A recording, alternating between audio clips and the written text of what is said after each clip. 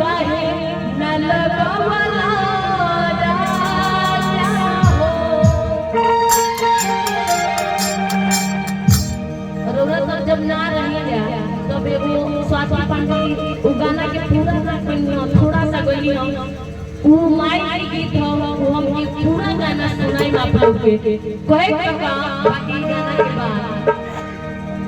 को करे हरी लगाओ तेरे सही जी से कहते हैं राजा जी भाई देखी माई की बड़ी नीम के पेड़ बहुत पसंद है आ माई नीम के पेड़ पे बसेरा लगाई कहते हैं का कि अमवा लगावाला पिया हो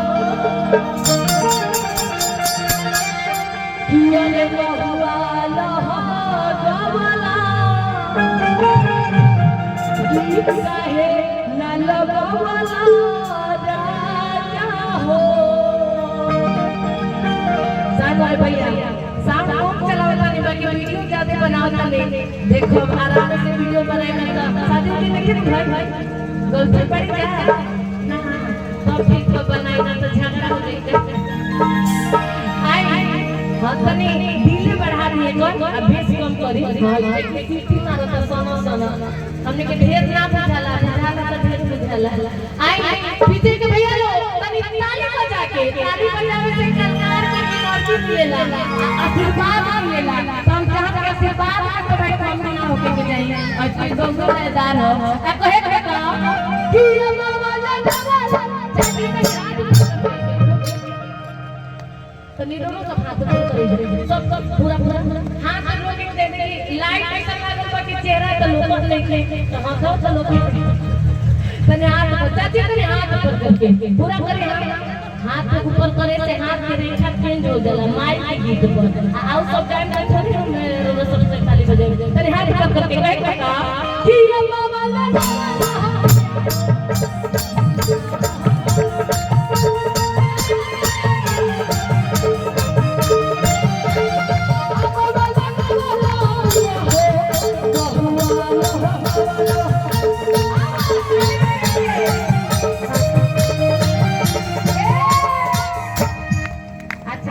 सोचे तो हमने के साउंड बड़ी बढ़िया कइले बानी हम साउंड के तो शिकायत ना करो बाकी हम देखो तो नहीं साउंड ढेर बजता के नहीं ताली हमारे चाची लोग बजावत हमरा तो बुझाता कि साउंड से ज्यादा ताली की आवाज लगी तने हाथ ऊपर करके आ ताली एकदम तो ताली नहीं बजावे के हमने के औरंगाबाद जिला में पपड़ी चलेला जैसे सास पतो से झगड़ा करी ना जा आ पतो पूजन के बानी जा तो तेरे हाथ ऊपर करके ताली बजा के अपने नहीं अपने अपने हाथ ऊपर करी का कोई कहे कोई बोल बा ये चौकी पे बैठे वाला नहीं चौकीदार कहल जाला कहल गई बात हाउस में कि चौकी पे बैठे वाला नहीं चौकीदार कहल जाला आ कुर्सी पे बैठे वाला नहीं कुर्सीदार कहल जाला आ जे जमीन पे खड़ा रहला जे जमीन पे बैठे वाला में जमींदार कहल जाला तो तनी हाथ ऊपर करके हम मीटर में ताली बजा के कहे बता कि ये मामा लगावाला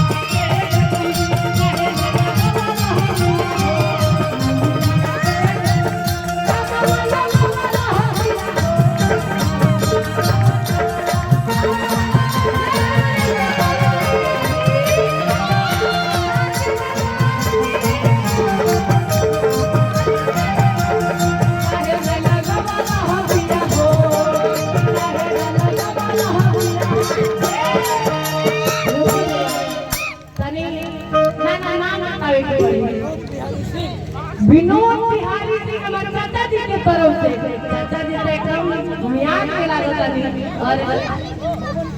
और भैया के तो नामे इतना सुगर बात बबन भैया ऐसे ना झूम के मार के नाम पे झूमे के बाद कहे लल्ला